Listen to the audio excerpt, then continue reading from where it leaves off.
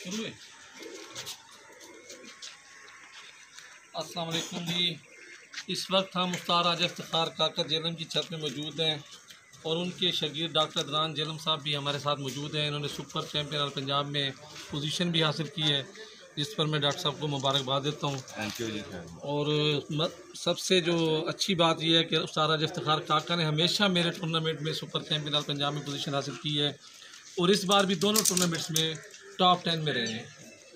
और ये राजा इफ्तिखार काका की कामयाबियों में जिस मादा का अहम किरदार है, शबराती इनका नाम है इस मादा का। राज साहब ये भी घर की बात है आपकी। 7 मिनट पर बैठी है एक बाजी में। 8:07 की परवाज़ भी इसने इस टूर्नामेंट में दी है। कल बारिश की वजह से बाहर गिर गई थी, अभी इसको निकाल लिया गया। सही से तेज बारिश बहुत है। कल सुबह first time this which are turning for this